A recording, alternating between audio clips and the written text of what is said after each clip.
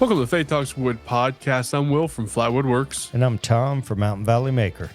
And we're a podcast talks about everything from Jesus to joinery and a little bit of everything in between. So Tom, my wife and I were talking about trying to do like a long weekend trip here coming up in April, May or something when the weather breaks. And one of the places that I actually enjoy going to is Washington, D.C., mainly because of the museums. And, they're all free because it's public, whatever. I don't know how that works. But so we're planning a trip down to DC. But the main reason I really want to go is because I've never been to the Museum of the Bible. Yep. And I, the last couple of years, we talk about on the podcast all the time how much I love the Bible now and all these translations. And I read the Bible 3 times a day and all this stuff. And so I'm really looking forward to it. So we're going to be going down, I think, 1st of May. We're going to go in June, and we kind of talked about it. And if we go in June, there's a good possibility it's going to get hot, and we'd rather have to wear a hoodie or a long sleeve than to be sweating out there. And so we are going to go to Washington, D.C., going to take the kids. They're at the age that they'll, Olivia won't remember. Eli obviously will. He'll be 5, but he, the museums, they're going to love seeing the dinosaurs and we'll go to the Air and Space Museum and seeing all the stuff. I'm excited. It's going to be a lot of fun. That's cool, man. Yeah, I want to go to the Museum of the Bible as well. It was funded also, or partially funded, by the guy that owns Hobby Lobby. And I say funded. He funded some and made donations and stuff. And he also made a lot of donations. Have you been to the Ark Museum? Yeah. Yep. So I was there right after they opened. Me too. We went the year after it opened, and that is a place to take your kids. It's phenomenal. But I have not got to go to the Bible Museum yet, and it was not there the last time I went to D.C. But the one thing I hate about D.C., though, is the traffic. Oh, my gosh. Yeah. That place, stay outside of D.C. and then take the train in. Dude, it's the only way to go. Because we're either going to do that or we're going to stay in D.C. and then just leave the car at the hotel or whatever, and then take the subway or train into town. And not sure yet. We got to find. We're going to do Airbnb because we've done Airbnb a lot. But then I'm a Hilton Honors member. We are, and we can get a Hilton and get continental breakfast, like free hot breakfast, and for like $10-15 more a night, we can get a hotel with breakfast and a pool, which for the kids, they'd enjoy that. And so I think we're going to do the hotel because it's just, I don't know, kind of more convenient, I guess. Yeah. Because a family of 4, you're going to have to go out and get breakfast. I mean, you're talking $40-50, probably more than that a morning. And so, but, yeah, man, I'm looking forward to it. I'm kind of excited. We're planning this little trip, and it'll be fun to road trip. It'll be the first road trip with the whole family. Obviously, we moved up here. Olivia was a couple months old, and Eli's done the trip from Pennsylvania to Tennessee several times. But this will be the first, Eli. I guess Eli went on vacation with us to the beach. But yeah, so it'd be fun. Yeah, just a fun little trip, get away. And it's only 5.5 hours from us. And so it's not that far to just, I'll take a Thursday, Friday off. We'll jump in the car Thursday morning. We'll be down there just after lunch, and we'll relax and spend Friday and Saturday doing stuff and come back Saturday night. Easy. That'd be cool. And I tell you, if you can go before school gets out, there'll be a lot less traffic there than after. Because once everybody gets out of school, a lot of families vacation there. So if you can. Yeah, that's why we're going early May, is because we figure school will be out, the tourists, the vacationers, all the stuff won't be happening. and we're intentionally Yeah. not going around a holiday Yeah. because, government holidays, plus all the museums are closed because of government holidays and stuff. And so, Yep. but yeah, so looking forward to it. I'm excited. Should be a fun little trip. And, there's enough stuff. So I've been to DC twice, 3 times. I've went on the March for Life in DC. Yep. I've been to it 2 or 3 times. And the way we would do it is, so I worked at a grocery store in high school, small local grocery store, locally owned. It's still there. One of the only locally owned grocery stores left. The owner is a devout Christian, and he would charter 3 big tour buses, and all the churches in the area could, jump on a ride to DC for March for Life. But it's a 1-day trip. You leave at midnight the day of, and you get back midnight the next morning.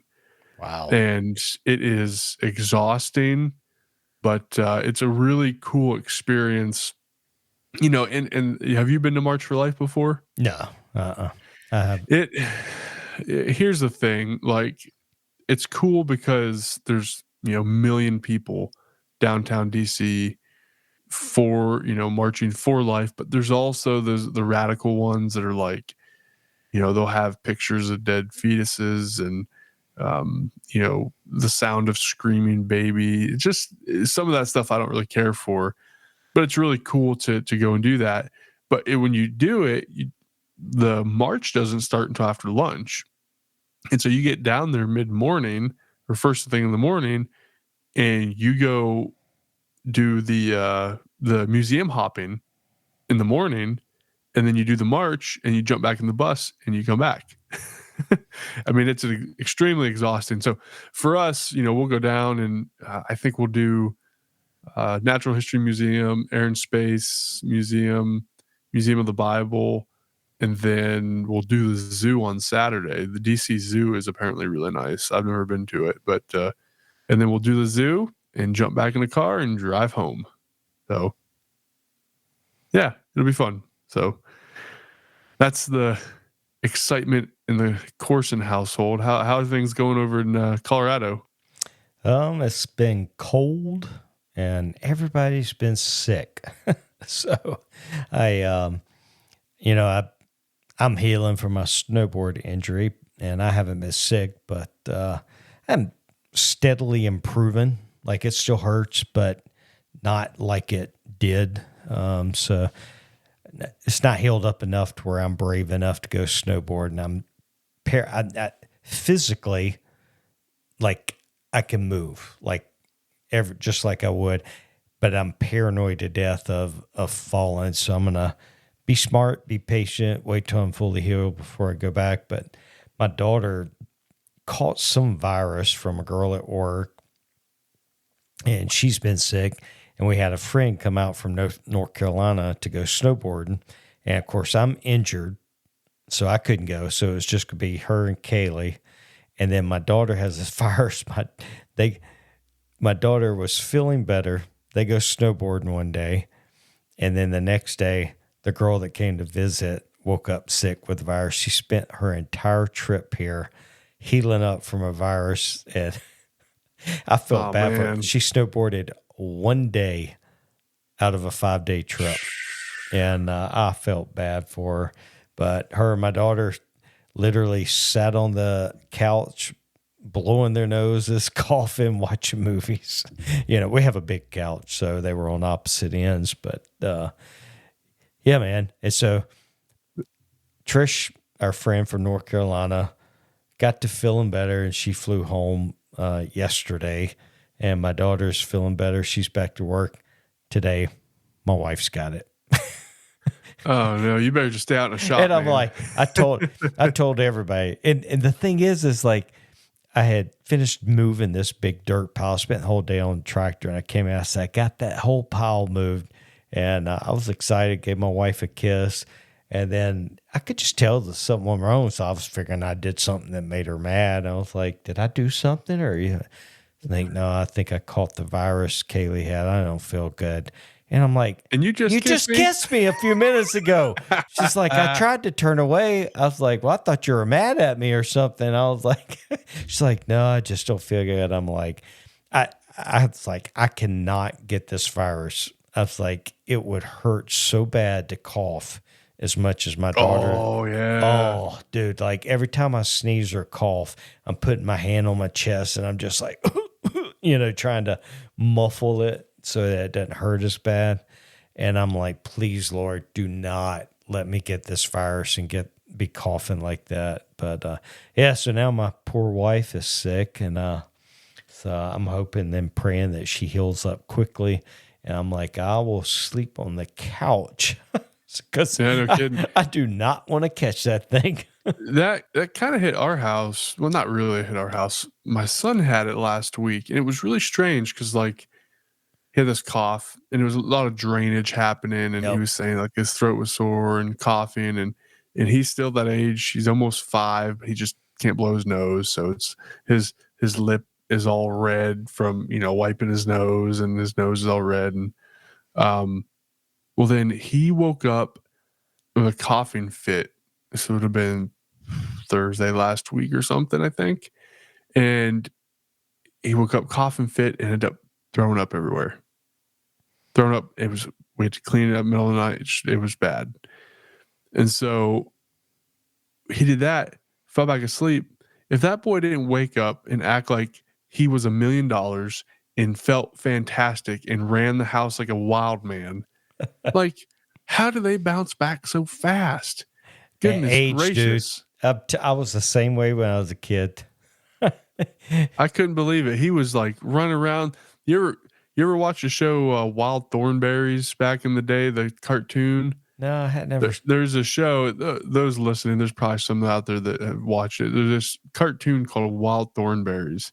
It was like this family that was like out in Africa in the safari lifestyle. They lived in a RV, and well, they had this little brother who was like feral. He would run around crazy the whole time. That's how he was. He was just like, what in the world? And so I guess he just needed a good barf to get him feeling better. I don't know. Sometimes you just got to get it out of you. Yeah, no kidding. But awesome. Well, before we get into today's Bible talk, I just want to say thank you to the patron supporters out there. You guys are awesome.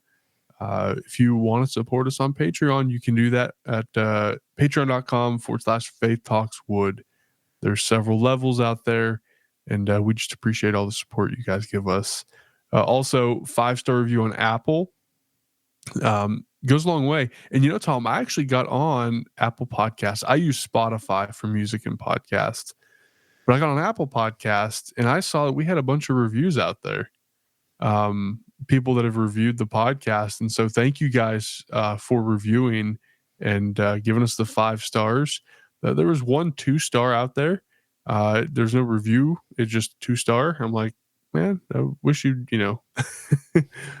let us know what you didn't like about it. And that's fine. It's not for everybody, and that's okay. But yeah, Apple reviews go a long way. It just allows the algorithm to favor us, if you will. And so that review on Apple be good. And then pray for the podcast. We appreciate the prayer because this podcast is a ministry, and we love seeing how much you guys get from it. It's just funny. We get messages, and I manage an Instagram page, and we'll get messages on Instagram, and I'll screenshot them and send them to Tom. And it's just like so cool to see people that are getting back in the Bible, or getting encouraged about their faith. Or maybe we had an email from a listener who said, I'm dabbling in Christianity. I'm kind of leaning towards it. And the fact that we hope and pray that this podcast can continue to inspire people to just dig into the Word and search for that truth. And finally,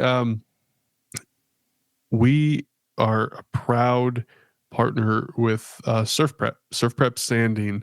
If you don't know about Surf Prep and you're a woodworker, You can crawl out from underneath your rock and go check them out. Surf Prep is a phenomenal company that has values that line up with the podcast, and they made a code. And so if you go to their website and you use code FAITH, you'll get 10% off, and we get a little kickback here. Just helps the podcast out, and we really, really appreciate everybody that buys from Surf Prep on our behalf. And so thank you. But without further ado, Brother Tom, you're bringing the word. What you got for us today? Yeah, man. So we're going to, beginning of the year, I start over and reading the Bible and just finished up Genesis. And it's just amazes me every time I read something that I've already read before, something stands out. And then maybe it's just what I'm going through at that time that makes it pop out to me. But one of my favorite stories in the Bible is the story of Joseph. And I'm going to give you today we're going to dive into Genesis 41. But to kind of bring you up to this point of the story, Joseph has a bunch of brothers. One day he has a dream, tells his brothers that I had a dream that one day you guys are going to bow down to me. Then he has another dream that one day his parents are going to bow down to him. Well, his brothers did not like the fact that he said they were going to bow down to him. And so they sell him into slavery.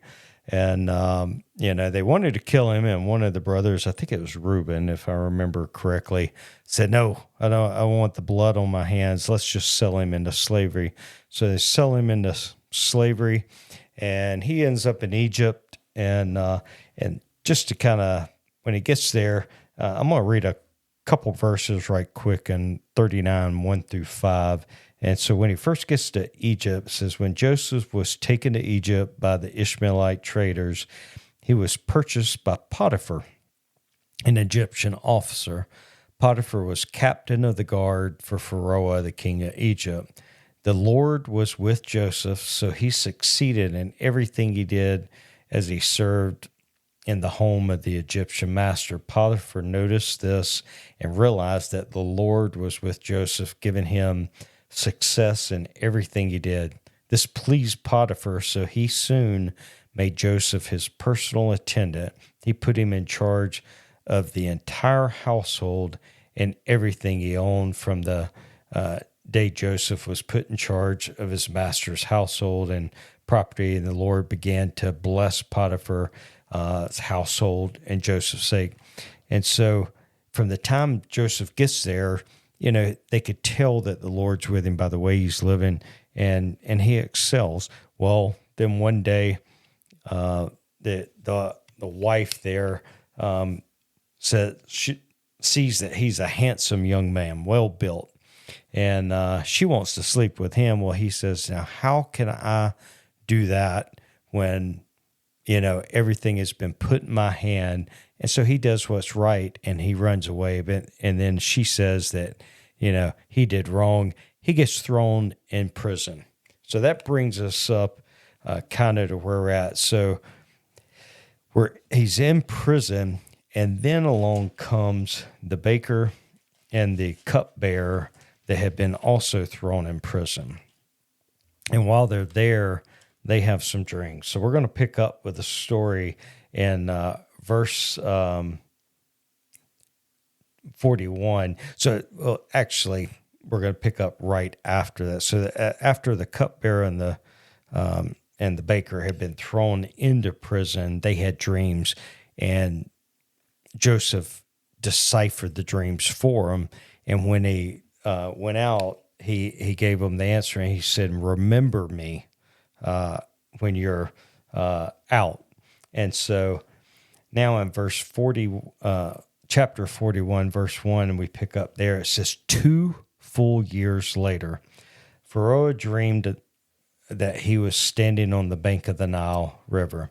In his dream, he saw 7 fat, healthy cows come up out of the river and began gazing on the marsh grass. Then he saw 7 more cows come up behind them from the Nile. But these were scrawny and thin. These cows stood beside the fat cows on the riverbank. Then the scrawny, thin cows ate the 7 healthy, fat cows. At this point in the dream, Pharaoh woke up, but he fell asleep again, and he had a second dream. This time he saw 7 heads of grain, plump and beautiful, growing on a single stalk. Then 7 more heads of the grain appeared, but these were shriveled and withered by the east wind. And these thin heads swallowed up the 7 plump, well-formed heads. Then Pharaoh woke up again and realized it was a dream. The next morning, Pharaoh was very disturbed by the dreams. So he called for all the magicians and wise men of Egypt. When Pharaoh told them his dreams, not one of them could tell him what they meant. Finally, the king's chief cupbearer spoke up. And so here's the guy that was in prison, and Joseph had deciphered his dream for her. And Joseph had asked him way back then to remember him. And of course, he had forgot him. Well, now here we are several years later, 2 years later, and this pops up. Today I have been reminded of my failure, he told Pharaoh. Some time ago you were angry with the chief baker and me, and you imprisoned us in the palace of the captain of the guard. One night the chief baker and I each had a dream, and each dream had its own meaning. There was a young Hebrew man with us in the prison who was a slave of the captain of the guard. We told him our dreams, and he told each of us what the dreams meant, and everything happened just as he predicted. I was restored to my position as cupbearer, and the chief baker was executed and impaled on a pole. Pharaoh sent for Joseph at once. He was quickly brought from the prison, and after he shaved and changed his clothes, he went and stood before Pharaoh. Then Pharaoh said to Joseph, I had a dream last night, and no one here can tell me what it means.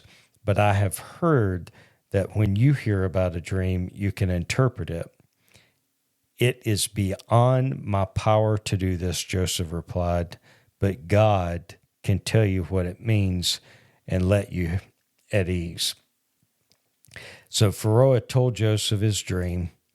In my dream, he said, I was standing on the bank of the Nile River. I saw 7 fat, healthy cows come up and out of the river and began grazing in the marsh grass. But then I saw 7 sick-looking cows, scrawny and thin, come up after them. I've never seen such sorry-looking animals in the land of Egypt. These thin, scrawny cows ate of the 7 fat cows, but afterward you wouldn't have known it, for they were still as thin and scrawny as before.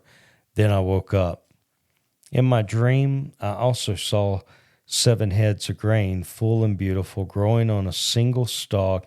Then 7 more heads of grain appeared, but these were blighted, shriveled, and withered by the east wind. And they shriveled the heads, swallowed the 7 healthy heads. I told these dreams to the magicians, but no one could tell me what they mean. Joseph responded, both of Pharaoh's dreams mean the same thing. God is telling Pharaoh in advance what he is about to do. The 7 healthy cows and the 7 healthy heads of grain both represent 7 years of prosperity. The 7 thin, scrawny cows came up later, and the 7 thin heads of grain withered by the east wind represent 7 years of famine. This will happen just as I have described it, for God has revealed to Pharaoh in advance what he is about to do. The next 7 years will be a period of great prosperity throughout the land of Egypt, but afterward there will be 7 years of famine so great that all the prosperity will be forgotten in Egypt. Famine will destroy the land.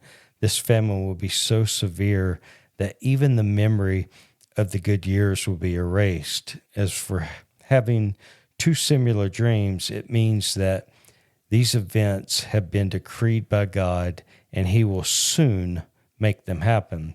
Therefore, Pharaoh should find an intelligent and wise man and put him in charge of the entire land of Egypt. Then Pharaoh should appoint supervisors over the land and let them collect 1/5 of all the crops during the 7 good years. Have them gather all the food produced in the good years that are just ahead and bring it to Pharaoh's storehouse, store it away, and guard it so that there will be food in the cities. That way there will be enough to eat when the 7 years of famine come to the land of Egypt. Otherwise, this famine will destroy the land. Joseph's suggestions were well received by Pharaoh and his officials. So Pharaoh asked his officials, "Can we find anyone else like this man, so obviously filled with the Spirit of God?" Then Pharaoh said to Joseph, "Since God has revealed the meaning of the dreams to you, clearly no one else is as intelligent or wise as you are. You will be in charge of my court, and all my people will take orders from you. Only I sitting on the throne will take rank higher than yours." Pharaoh said to Joseph, "I hereby put you in charge of the entire land of Egypt." Then Pharaoh removed his signet ring from his hand and placed it on Joseph's finger. So that story I have read many, many times. And if we continued on and read the rest of it, we know that what happens is they have a famine in the land, and his family, his brothers, and his come to the land to get food. And of course, he's then reunited with his family. And all that he has been through ends up saving not only his family, but a whole nation.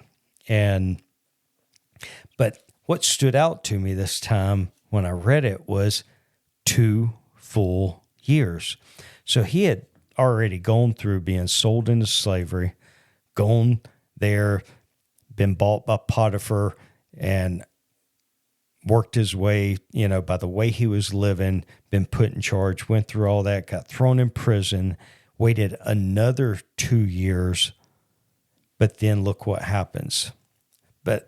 So obviously when he was in prison, the guard put him in charge of everything, because even when he was in prison, he was still the same person. He was still living for God, doing what was right, and they recognized it. They could see God in him. And I'm the most impatient person on the planet. Man, sometimes I pray for stuff and I literally stand up, look around, I'm expecting God to send down the answer right then. Like I pray with expectancy, and that's nothing wrong with that. But sometimes when we pray, you have to know that he was praying to God to get him out of the dungeon, out of prison.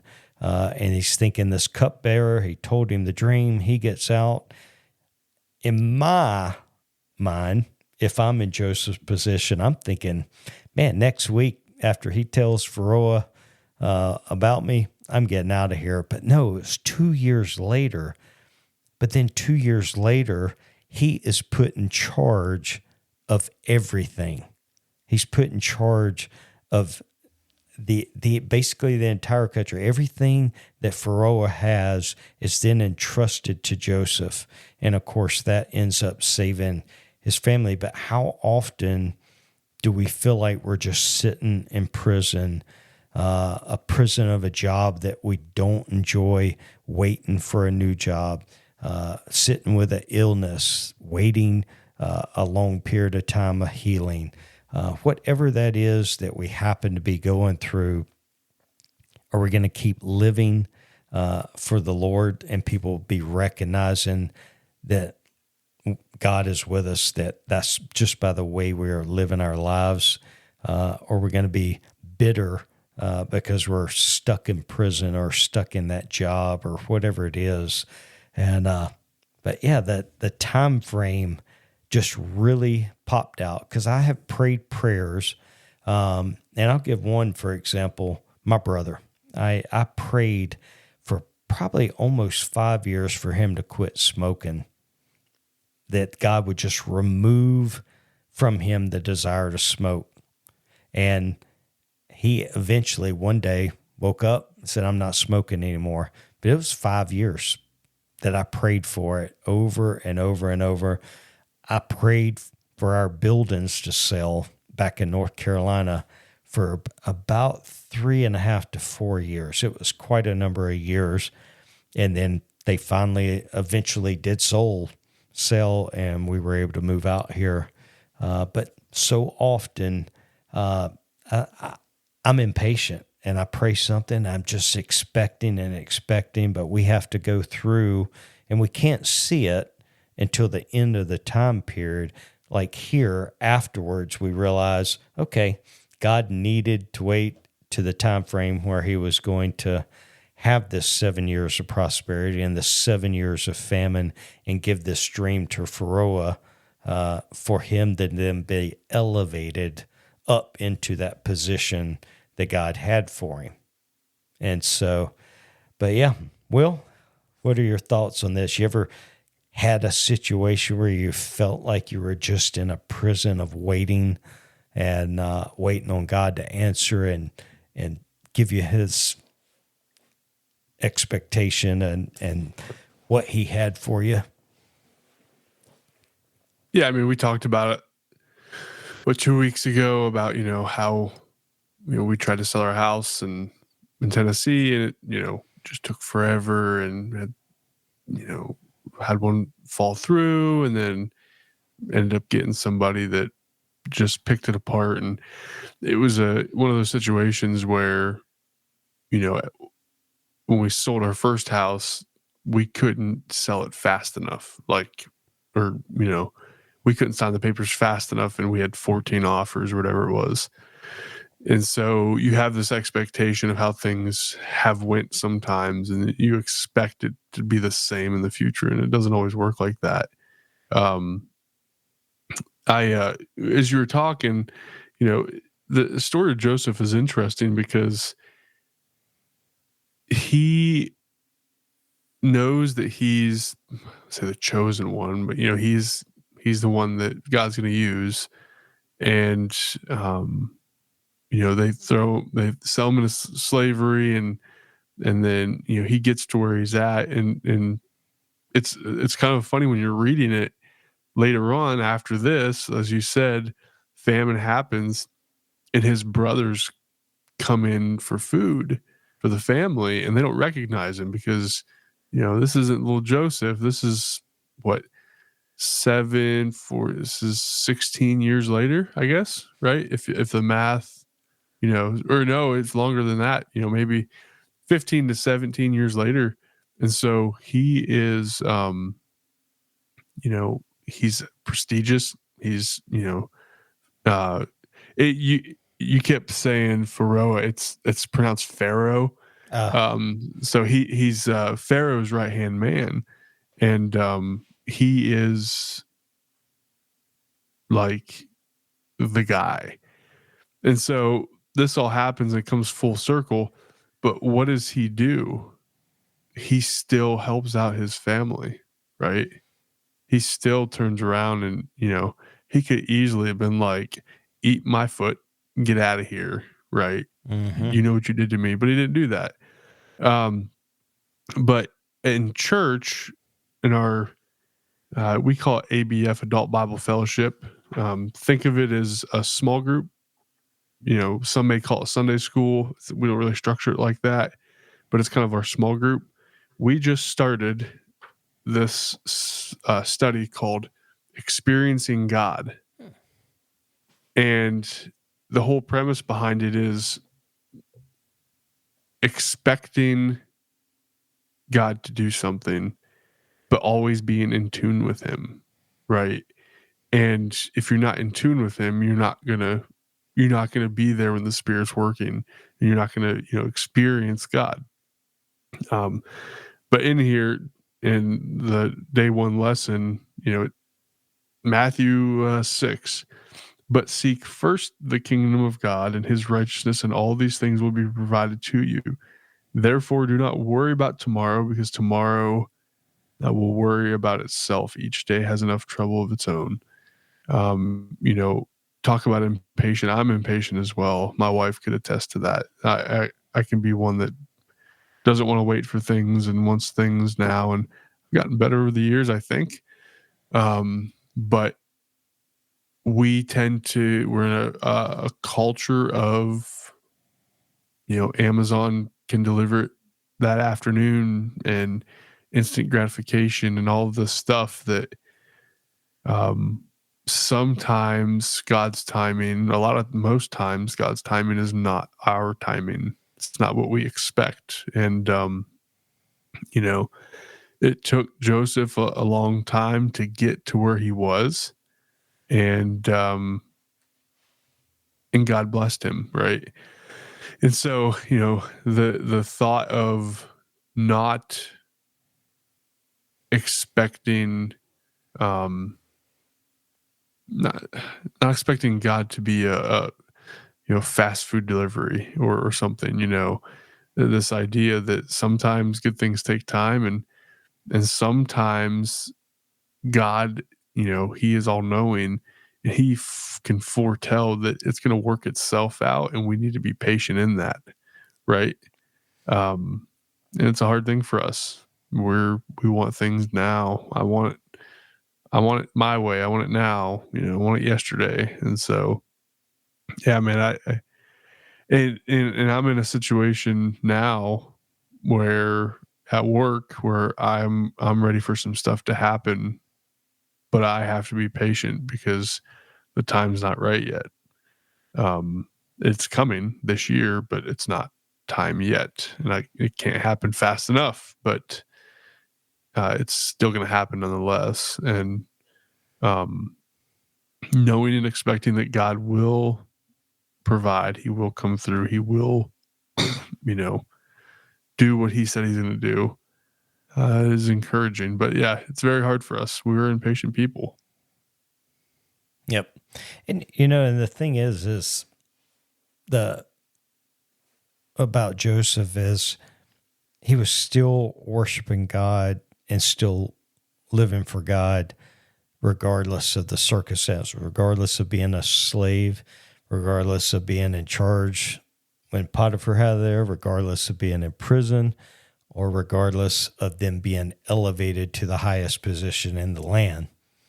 He was the same Joseph, same guy, still worshiping God, doing His will, and that's it's so hard sometimes because we can't see, like that verse where it says that my thoughts are higher than your thoughts, my ways are higher than yours.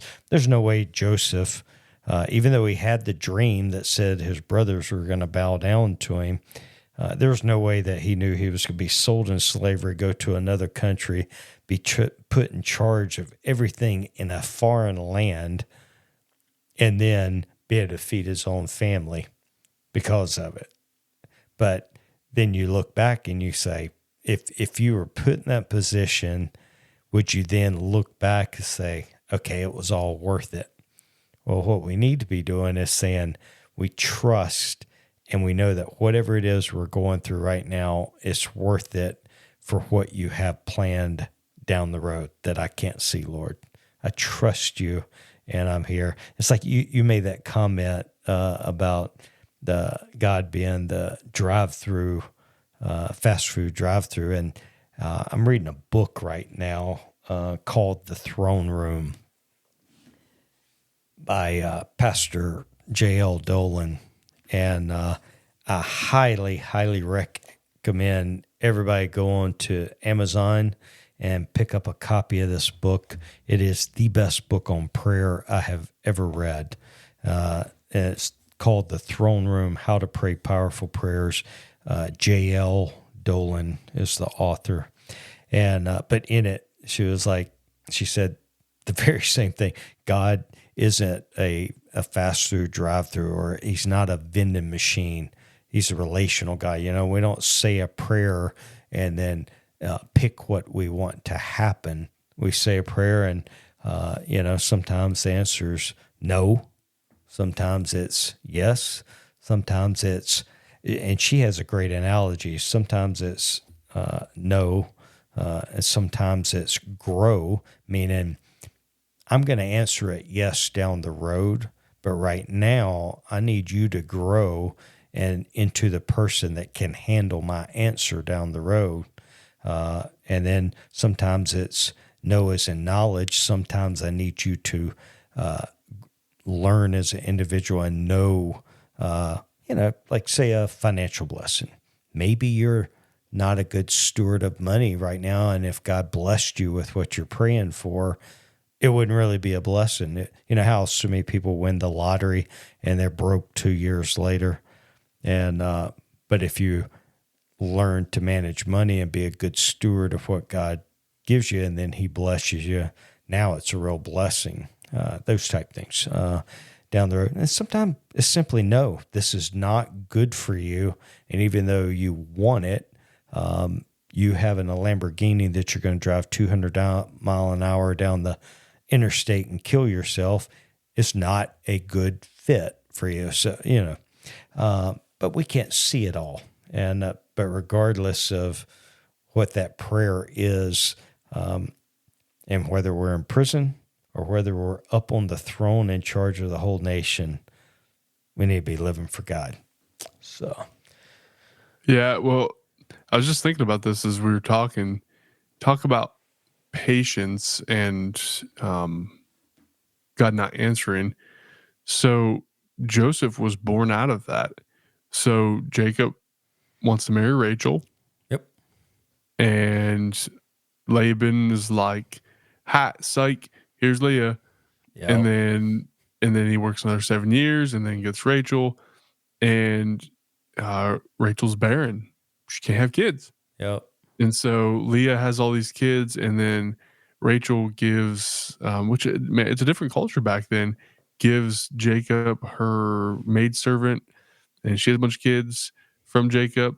And then finally, God, it says this in Genesis 30, says, then, verse 22, then God remembered Rachel. He listened to her. He enabled her to conceive. She became pregnant and gave birth to a son and said, God has taken away my disgrace. And she named him Joseph. Mm-hmm. Right. And so, out of that patience and that, why isn't God answering my prayer, came Joseph. And then Joseph goes through the whole kind of rigmarole himself. And so, yeah, sometimes we're not getting the answers we want. And it's just sometimes we haven't given enough time. So, yeah, man. You been doing any woodworking? No, it's been cold out in the shop. I fully intended last weekend to get out in the shop, and I had to make a frame for my wife for one of her glass things, and then I've got another sign thing I want to make, and I remember what day it was. It was Saturday maybe, and I just didn't feel good. Like my stomach was bothering me. Dude, kind of a weird thing has happened to me. So I gave up sugar, not having had any sugar, and I was gonna give it up just into this month, but I think I'm gonna keep doing it because I feel good. Like I'm sleeping better, and I just feel more focused and whatnot. But ever since then, or at least the last couple weeks, when I eat like ground beef or red meat, tears my stomach up. I can't explain it. And so, anyways, I'd had burgers on Friday, and Saturday my stomach was just kind of bah. And so, anywho, I had all the intention in the world to go out in the shop and work, and I didn't feel great, and so I never ended up going out there. But I do have stuff I need to do, and I have some projects, and the weather's breaking. What's strange is that it's been cold here, like for a week we were in the negatives, and getting out of the negatives at night and down in the single digits, and then it kind of got up in the high teens, low 20s, and I was like, oh, this feels good. And today I got home from work and it was 30, 33 or 32 degrees, and that felt warm. It's just the craziest thing. Like it felt warm. Like I got out of the truck and I went to walk to the garage door, the man door. I stood there for a second. I'm like, huh, like the wind's blowing. It actually feels kind of warm, and your body gets so acclimated to all that cold weather, Yep. like that blistery, cut through cold weather that it feels warm out there. So that being said, it's a lot warmer in the shop now. That it's not that cold outside. So, but yeah, we kind of woodworking. We have when you walk into our house, the house was built in like the late 60s, early 70s, and it's all wood paneling, like actual wood paneling. Um, and it's just dark and dingy. And then the whole way around our living room is like wood panel wainscoting, right? It's all like this red oak looking stuff or whatever it is, pine, or no, it's like knotty pine, I guess. And so we've talked since we bought the house that we want to paint it all. And so this weekend, my wife, she's a saint. She is going to scuff up and sand all the wood and prime it. Yep. To paint. And so I'm going to take the kids Saturday morning, going to spend the morning, just doing something outside of the house with the kids, take them somewhere because that sanding and all that, the kids don't need to be around that. So that's kind of woodworking, but I won't actually be doing it. My wife will be doing it. So, now with that, it most likely the finish on that is oil based. So right. Tell her to prime with the oil based primer, and then right. And then after that, she can go latex over top of it. But I did that in my old house that had wood paneling. And it was real dark. It felt like a dark dungeon. And then after I primed and painted, it felt like a whole new house. And it looks cool, like when it's painted. And just kind of that white beadboard wainscoting look or whatever. So it'll brighten up that room. It'll make it feel bigger. Yeah. We can't wait for that. It's gonna be nice. But yeah, I haven't gotten too much woodworking. It's in my head. The thoughts are there. I know I need to get out there. It's just the time and the now the weather's kind of broke a little bit. But I am going to be, man, once the weather breaks, I got so many projects to do outside that the woodworking is going to be finishing duck coop build and, that kind of stuff. Yep. So I don't know how much I'll get done in the shop then either, but it's kind of getting nice too. We're past, what is this, the winter solstice or whatever. So the days aren't as dark early. Yep. And so that's starting to get kind of nice that, still coming home when it's getting dark out, but every day it seems like it's getting better and better. And it's just depressing. You get home and it's dark, you leave and it's dark. It's just like, but man, how about you? You've been out in the shop doing anything? No, man, I can't lift anything heavy and, or do any hard pushing or pulling. So I can't pick up a sheet of plywood right now. It hurts. Or, I've got a bunch of hardwoods out there, but they're all big boards. But I've mainly been driving the tractor because I get on the tractor and it doesn't hurt to drive it, and I need to get that stuff done. Anyway, I got a bunch of projects I want to work on, but I'm itching to get in the shop. And I was sitting there thinking, what can I make out of all them small scraps? So I've been trying to brainstorm. Board. Like, just something to be able to just go out there because I'm itching to do something, but I'm trying to be smart and let the sternum heal up because I need to get back to work. And I've been working doing graphics, and fortunately I did one like a week and a half ago. I did a removal and that hurt pulling. And, but this week I've had some installs and they all been super easy. I'm like, thank you, Lord Jesus. I saw you sent me the picture.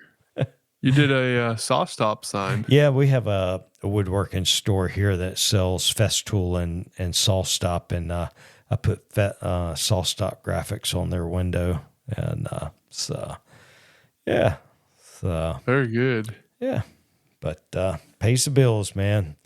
Can't afford a saw stop, but I'll take their money and put graphics on them. That's funny. Yeah, so I'm itching. Awesome. I got a bunch of projects to do. I just right now I don't want to be stupid and injure myself and prolong because I've got a bunch of stuff I need to do. And but as soon as I'm able, and I can notice a big difference between now and a week ago. Like it is healing up noticeably. There's still pain there. I would call it, rather than being pain now, there's discomfort. Whereas a week ago, I was in pain. Like it hurt. And so it still hurts pretty bad when I sneeze or cough. But like when a couple weeks ago when I sneezed real hard in bed that night, dude, I thought somebody was sticking a knife in my chest. It hurt so bad. And then I couldn't move all night long. Now, yesterday I sneezed twice when I was outside working. And like instantly I took a deep breath and I'm good. I felt it. It hurt, but it didn't last. And so I know that I'm getting better, but how long? It must be an age thing. I sneezed on my way home from work the other day, and I was just driving, kind of 9 and 2. The sun was coming down. Light makes me sneeze. That's the thing, I guess. And I sneezed real hard, and this pain went down my neck and down my arm. Oh, just man. I was like, oh. Yeah. I'm getting old. You are, man. Wait till you're my age. You sneeze and everything cracks. Yeah. That's funny. Awesome. Well, I got to get up early tomorrow and get to breakfast, but yeah, appreciate everybody out there. If you guys have any questions, we do have an email, questions@faithtalkswood.com. If you've made it this far in the podcast, we love getting your guys' questions and getting your guys' feedback and thoughts. We had an email just the other day from somebody that just said that he really appreciates the podcast, and he's been really, really leaning towards and considering Christianity, and like, man, love that. If you have any questions, and we want to be a place to facilitate your growth, and so questions@faithtalkswood.com. Shoot us over any questions or feedback or whatever you got, and prayers, and but Tom, man, it's been fun talking about some old school Old Testament Joseph, and but I'm ready for a hot shower in bed, so I'm about to go in there and eat me some pulled pork tacos. There you go. We had breakfast burritos today. Amen. So next week, I'm Will from Flatwood Works. And I'm Tom from Mountain Valley Maker.